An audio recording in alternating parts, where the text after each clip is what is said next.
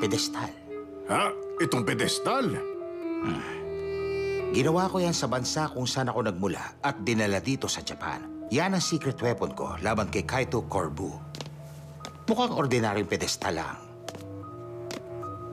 Pero pag nirelease ko ang safety feature tulad ng gagawin ko, pag may kahit anong malapit sa pedestal, may mga lalabas na matutulis na blade. At iikot ng mabilis na kayang sirain ng malapit sa kanya.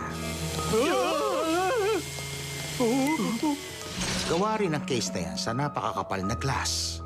Yung itim na tela sa ilalim, ginawa at dinisenyo para hindi madaling mapunit ang kutsilyo. Patingin nga.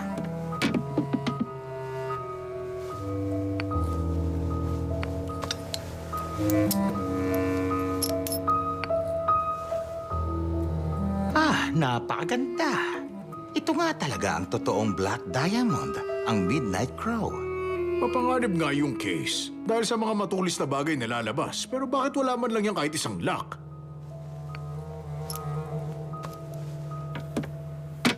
Ang sagot sa tanong mo, Inspector, ay ikaw din. Ha? Bakit ako? Magsusuot ka ng gas mask at mauupo sa ibabaw nitong case at hahawakan mo ang mga handle.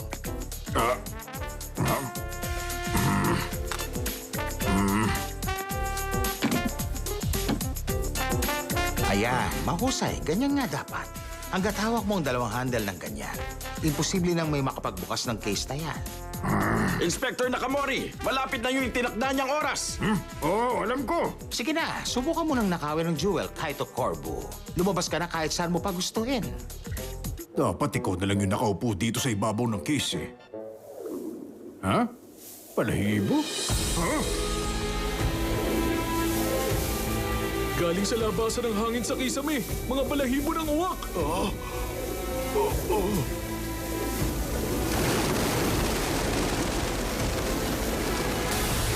Tumating na nga si Kaito Corbu! Inspector, hawakan mo na mabuti yung handle. Hindi ko to bibitawan!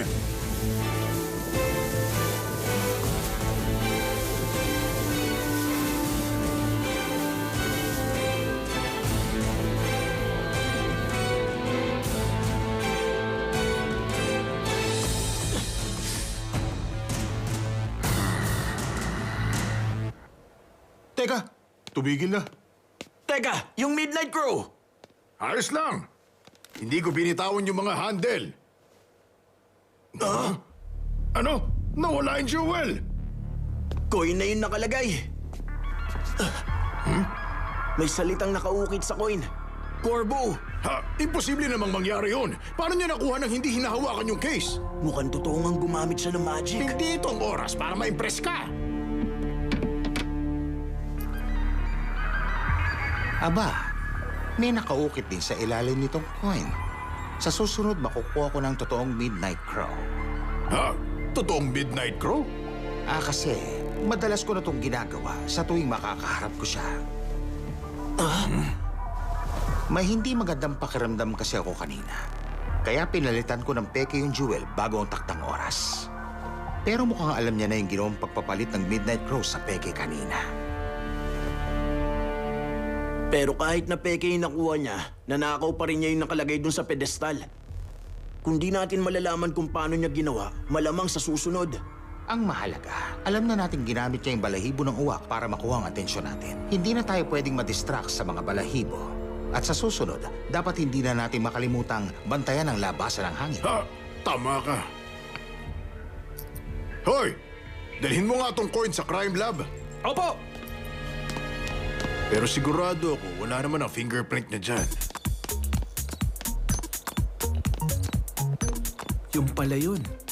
Maging isa sa dilim at walang iiwang bakas. Ninakaw niya ang jewel nang hindi hinahawakan. Ang galing ng ginawa mo, Kaito Corbu. Alam ko naman, hindi ako dapat ma-impress sa kanya ngayon. Pero paano nga ba niya nakuha ang Midnight Crow nang hindi binubuksan yung case? Kung magic ang ginawa niya, dapat may kung anong device dun sa case na natatakpan yung itim na tela.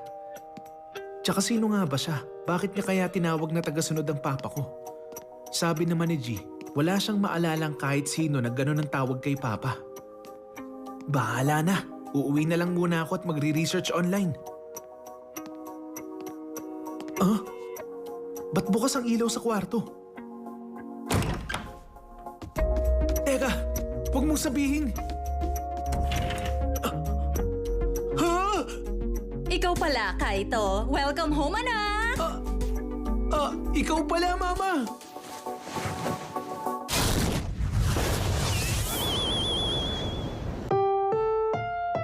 Ang susunod na programa ay rated PG. Patnubay at gabay ng magulang ay kailangan sa mga batang manonood.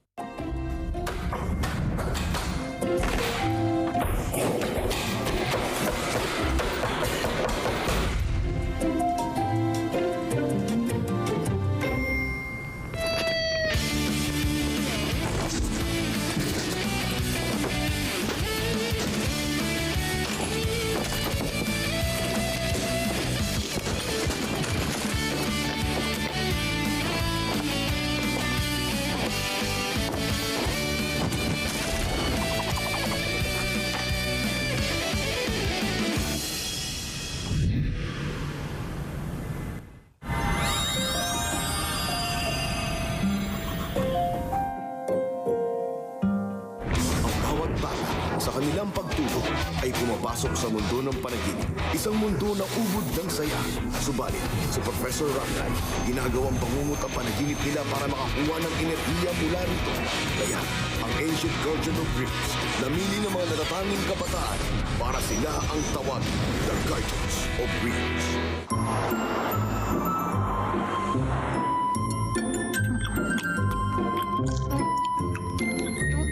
Jarvan, alam mo, dapat matuto ka talaga ng table manners eh. Bakit? May ginagawa ba akong masama? Jarvan, kinakalat mo kasi mga pagkain mo. Lalapitan ng insekto yan.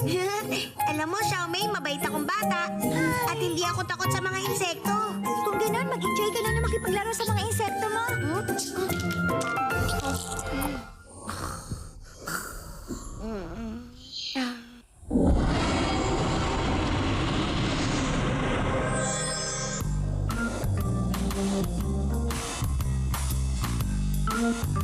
Wow! Ang ganda ng lugar na to! Sino kaya ang maswerte na nakatira sa lugar na to?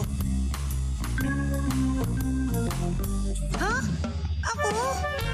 Bahay ko ba talaga to? Wow! Kung talagang bahay ko nga ito, kung ganon, lahat ito inanda para sa akin.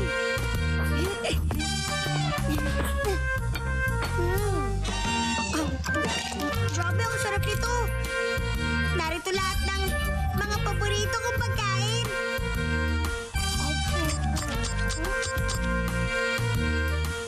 Sino ka? Ikaw ba ang naghanda ng lahat ng ito? Oo, ako nga! Ako nga po pala inyong personal chef, Senyorito. Wow! Napakagaling mo magluto. May hinanda rin akong sorpresa para sa inyo. Dessert! Ang galing! Dessert talaga ang paborito ko. Wow! Ang sarap siguro ng mga ito. Oh, kakainin ko ang mga ito. Wala akong pakialam sa manners.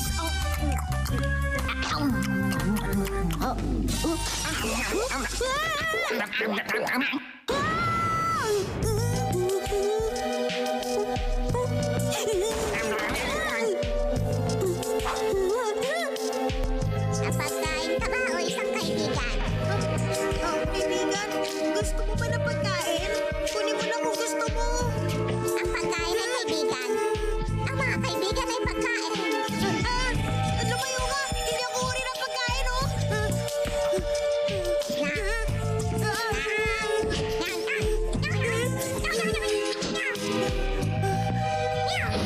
Tama na! Mabuti pa, umalis na kayo! Dali na, umalis na kayong dalawa rito! Hindi! Gusto ko pang kumain ng kumain! Buti dumating kayo. Ikaw, isa ka rin bang chef? Isang chef? Hindi! Kami ang matatapang na Guardians of Dreams! Jackie! Xiaomei! Tung-tung! Ha, mga foodie pala kayo, ha? Pero, ayan, lumalaki na sila. Jackie, tama siya. Kasi yung isa ron kanina, kasing laki lang ng pusa. Ngayon parang kaya niya nang kumain ng isang pusa. Kain ng kain! bawat kain, lalo kaming lumalaki. Ganito, huwag natin silang palapitin sa mga pagkain o ilayo natin ang mga pagkain sa kanila. Oo nga, huwag niyo silang palalapitin sa mga pagkain.